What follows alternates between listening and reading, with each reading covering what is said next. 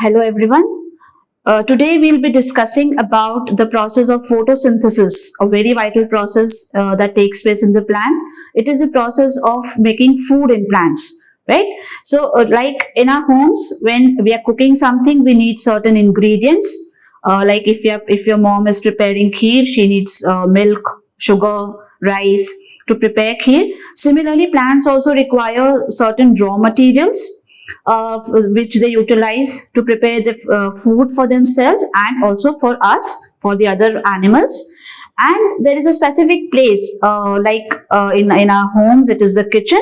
Similarly, in plants, it is the leaves where this process of photosynthesis takes place. So in this session, we'll be discussing about those specific sites for the process of photosynthesis and how through the use of raw materials the food is prepared in the plants. So let's get started. A brief introduction about the different raw materials that are required for this process. So these raw materials are basically carbon dioxide, which the plants get from the air or from the atmosphere, the water that they get from the soil, and the light that is provided by the sunlight. Apart from these three main raw materials, the plants also require a pigment called chlorophyll.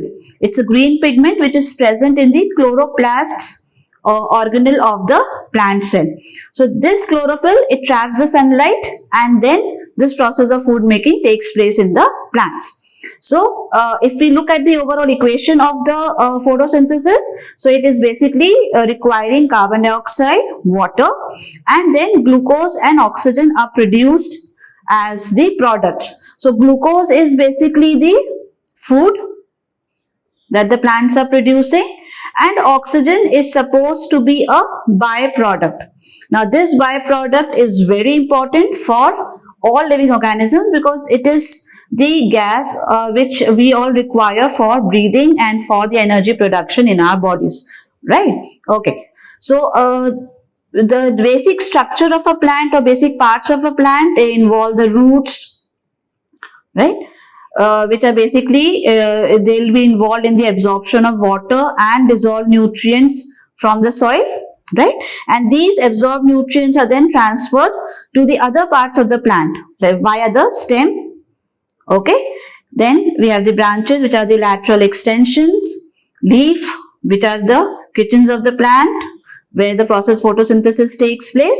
Now this structure displayed here this is the section of the leaf which is actually and different tissues which would be involved in the process of photosynthesis. So we'll just go through this.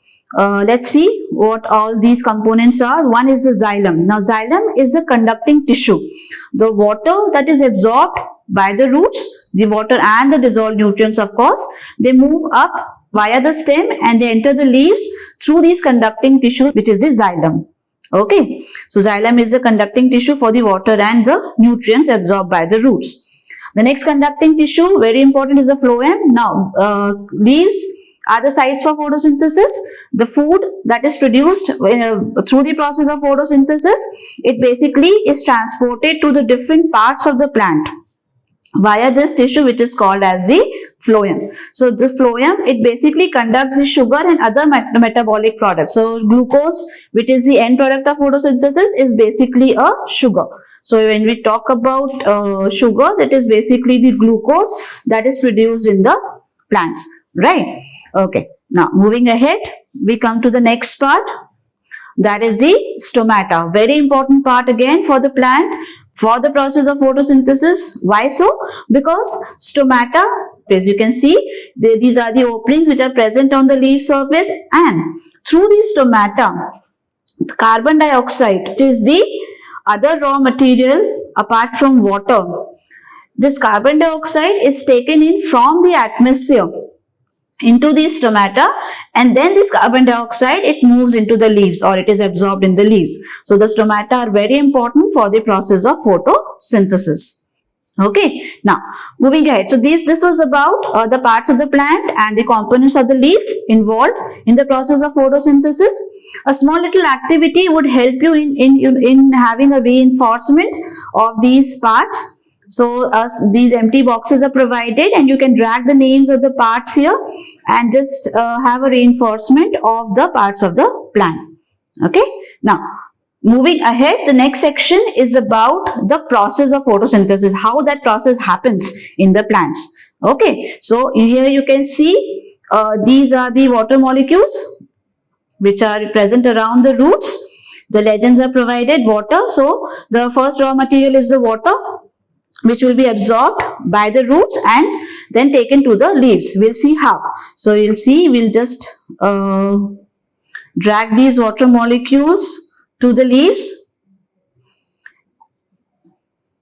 and you can see here how these water molecules are getting transported from the roots into the leaves via the stem. You can see this is the stem part.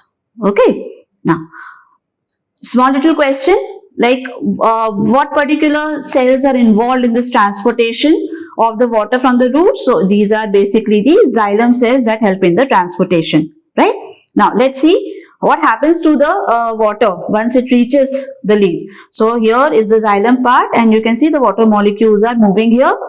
And small little question which says where does most of the photosynthesis takes place? So it takes place in the leaves of the plant. So leaves is the correct answer. Now, once water is there, now the next raw material that we need is the carbon dioxide. Okay, so carbon dioxide is the second raw material. We need to transport these into the leaves. These carbon dioxide molecules, they are taken in through the stomata and they enter the leaves. Okay, now we'll see what happens to these carbon dioxide molecules once they're inside the leaves. So this entry and exit of carbon dioxide takes place through the stomata.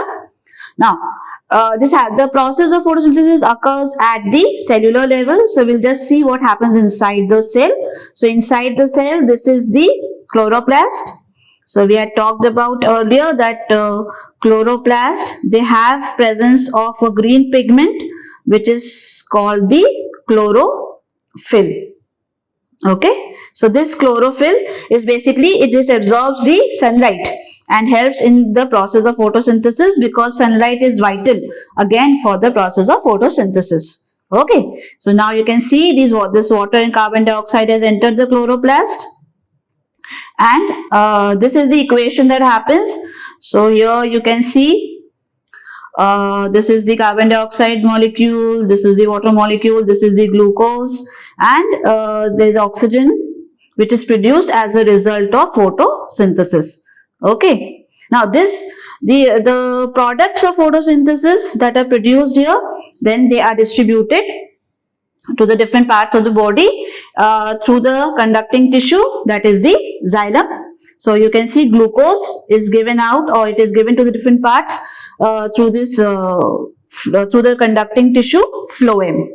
Okay, then oxygen is given out into the atmosphere through the stomata. So you can see here this is the stomata, these are the oxygen molecules, and now these oxygen molecules would be given out.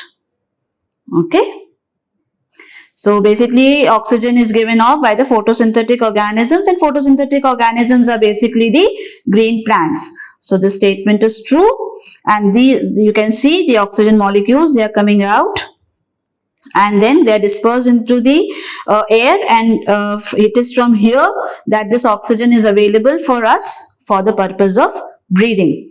So that was all about the process of photosynthesis, the parts of the plants involved in photosynthesis, and the different raw materials that is required for this important process of food making in plants. I hope the session was informative. Thank you so much.